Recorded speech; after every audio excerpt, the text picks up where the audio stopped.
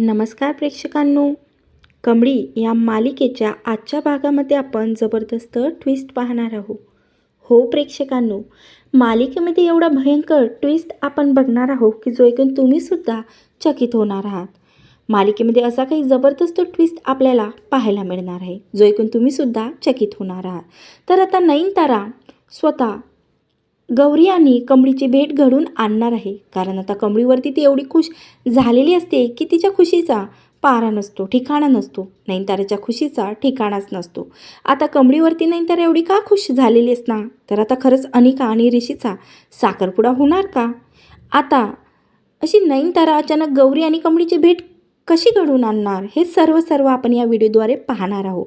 म्हणून व्हिडिओ शेवटपर्यंत पहा, कारण मालिकेमध्ये आता धमाकेदार आणि जबरदस्त असा ट्विस्ट आपल्या सर्वांना पाहायला मिळणार आहे.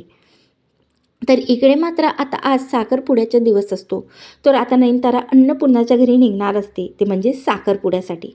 तेव्हा आता लगेच नयनतारा ऋषीकडे त्याने बोलते की बाळा, मला खरंच आज मी तुझ्या मनाविरुद्ध तुझं साखरपुडा ठरवलेला आहे. खरंच झालं तर मला माफ कर.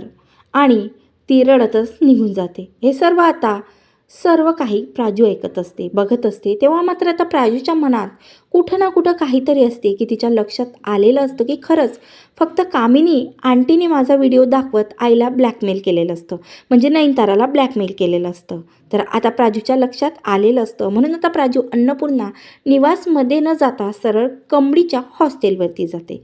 तर आता कमळी, निगी आणि बंड्या विचार करतच असतात की खरंच काय असं झालं असणार. आणि अनिकाचं बोलणं बंड्याने ऐकलेलं असतं की अनिकाने सांगितलेलं असतं की तिच्या ग्रॅनीने काहीतरी डाव खेळलेला आहे. त्यामुळे आता नयनतारा आता अनिका आणि ऋषीचा साखरपुडा ठरवलेला असतो, साखरपुड्यासाठी होकार दिलेला असतो. एवढं आता कमळीला बंड्याने सांगितलेलं असतं. तर आता तेवढ्यातच तिथं प्राजू होते. तेव्हा मात्र आता कमळी बोलते की काय झालं प्राजू, आज ऋषी सरांचा साखरपुडा आहे ना, आणि तू असं साखरपुडा सोडून अन्नपूर्णा आजीच्या घरी न जाता इथं कशाला आली? त्यावर मात्र आता प्राजू काहीच बोलत नाही आणि रडतच खाली बसते. तेव्हा मात्र आता लगेच निगी पाणी घेऊन येते.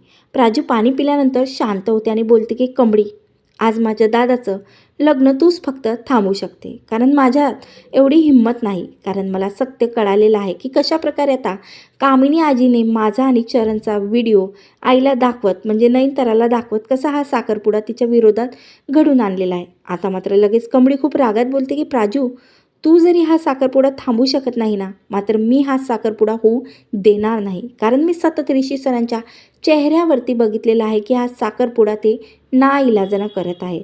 म्हणून आता या साखरपुड्याला मी रोखणार.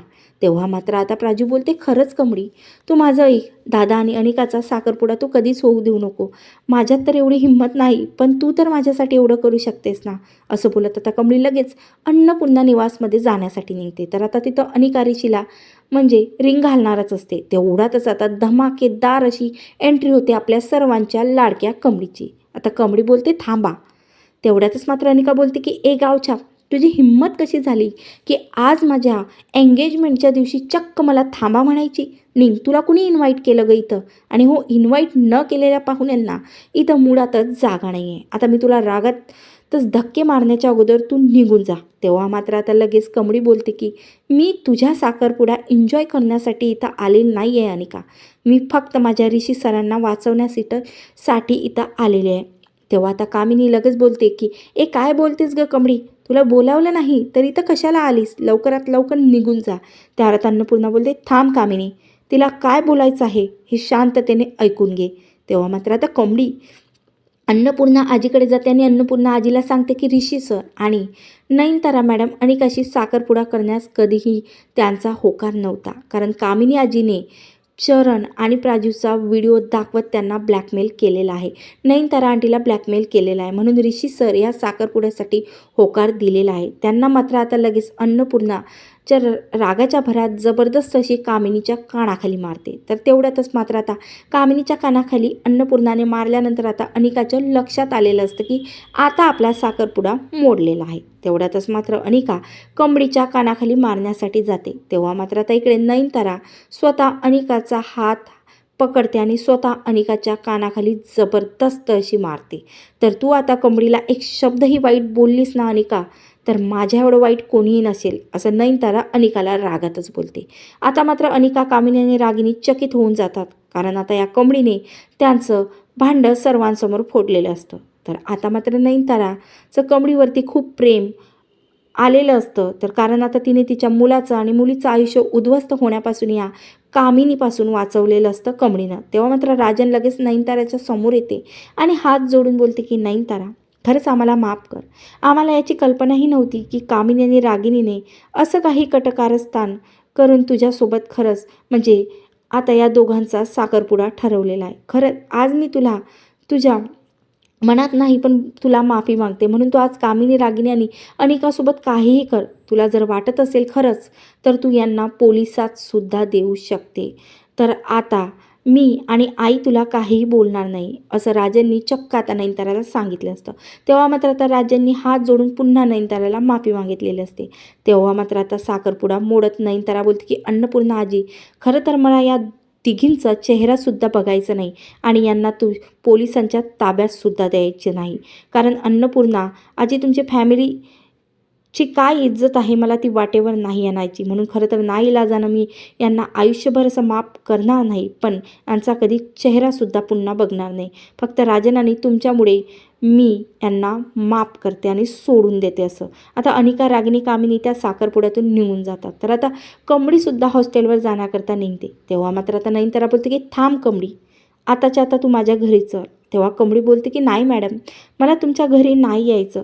तेव्हा मात्र आता नयनतारा बोलते की इनाफ, एक शब्दही बोलायचं नाही आणि मी सांगितलं ना की ऋषीसोबत गाडीत बस आणि घरी चल. तेव्हा मात्र आता नाईलाजानं कमळी खूप विचारात आता ऋषीसोबत गाडीत बसते आणि घरी जाण्यासाठी निघते. तेव्हा मात्र आता लगेच नयनतारा कमळीचा हात हातात घेते आणि तिला नयनताराच्या घरी गेल्यानंतर सोफ्यावर बसवते आणि तिच्यासमोर दोन्ही हात जोडून माफी मागते आणि बोलते की खरंच कमळी, मला माफ कर. खरं तर मी तुझा सतत अपमान केलेला आहे, तुला रागावली, तुला गावातली मुलगी म्हणून तुझं खूप मन दुखवलेलं आहे. पण आज या गावातल्या मुलीनं फक्त जे मी स्वतः नाही करू शकले ते करून दाखवलेलं आहे. आज तुझ्यामुळे फक्त माझ्या मुलाचं आणि मुलीचं आयुष्य उद्ध्वस्त होताना वाचलेलं आहे. खरं तर मला माफ कर. आता लगेच कमळी उभी राहते आणि बोलते नयनतारा मॅडम, असं करू नका. तुम्हाला नाही माहिती ऋषी सरांच्या अगोदरच माझ्यावरती किती उपकार आहे आणि हे सत्य फक्त मी अन्नपूर्णा आजीसमोर आणलं, बाकी मी काहीही केलं नाही. तेवढ्यातच आता लगेच नयनतारा बोलते साधना, चहा घेऊन ये. तेव्हा आता लगेच साधना नयनताराने सांगितल्याप्रमाणे लगेच हॉलमध्ये जिथे कमळी, ऋषी आणि नयनतारा, राधिका सर्व जण बसलेले असतात तिथे लगेच चहा घेऊन येते. आता सर्वांना चहा देत ती चक्क आता कमळीला चहा देण्यासाठी जाते. तर आता चहा देणाऱ्यांना मात्र आता गौरीच्या समोर असते तिची मुलगी कमळी, जिचा शोध ती खूप दिवसापासून घेत असते. तेव्हा मात्र आता लगेच गौरीच्या हातचा स्ट्रे खाली पडतो. कमळीसुद्धा डोळ्यात अश्रू घेऊन सोप्यावरच्या ठिकाणी जिथं ती बसलेली असते तिथं उभी राहते. तेव्हा मात्र लगेच आता कमळी कसलाही विचार न करता आई आई करत आता गौरीला मिठी मारते. तेव्हा मात्र आता नयनतारा काहीच कळलेलं नसतं की आणि ऋषीसुद्धा चकित होऊन जाते आणि त्या दोघींना बघत असते. तेव्हा मात्र आता गौरीसुद्धा कसलाही विचार न करता लगेच कमळीला मिठी मारते आणि बोलते की बाळा कमळी, तू कुठं होती? किती शोधलं ग तू. तुला मी प्रत्येक कॉलेज तुझं शोधून काढलं तुला, तरीही तू मला मिळाली नाही आहे. आज खरंच खूप दिवस झाले ग. आज मात्र मला या आईला माझी मुलगी भेटलेली आहे. खूप छान वाटलं ग कमळी मला तुला भेटून. आता मात्र मी तुला माझ्यापासून कुठेही दूर जाऊ देणार नाही बाळा, खरंच मला माफ कर. असं बोलत आता माय लेकीची भेट होते. तेव्हा मात्र आता नयनतारा बोलते की साधना, काय प्रकार आहे आणि खरंच कमळी तुझी मुलगी आहे का? तेव्हा मात्र नयनतारासमोर साधना बोलते की हो, कमळी माझीच मुलगी आहे आणि ज्या व्यक्तीला शोधण्यासाठी मी फक्त नयनतारा मॅडम मुंबईमध्ये आलेली आहे ती म्हणजे कमळीच आहे. आता माझी मुलगी मला मिळालेली आहे.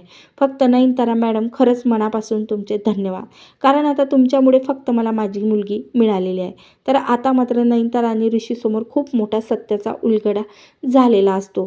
जी साधना त्यांच्या घरी मेड म्हणून काम करत असते ती दुसरी तिसरी कोणी नसून कमळीची आई आहे. तर प्रेक्षकांवर आता लगेच सेकंड जबरदस्त ट्विस्ट आपल्याला मालिकेमध्ये पाहायला मिळणार आहे. तो म्हणजे की आता लवकरच नयनतारासमोर असा काही दुसरा राज आता या साधनाचं खुलणार आहे, ते म्हणजे की ती राजांची बायको गौरी आहे. तेव्हा मात्र आता नयनतारा कशी रिॲक्ट करणार आणि ती राजांपर्यंत साधनाला खरंच पोहोचवणार का? तर हे जबरदस्त ट्विस्ट आपण मालिकेमध्ये लवकरच बघणार आहोत. म्हणून असे जबरदस्त ट्विस्ट बघण्यासाठी माझ्या चॅनलला नक्की सबस्क्राईब करा. व्हिडिओ आवडल्यास लाईक करा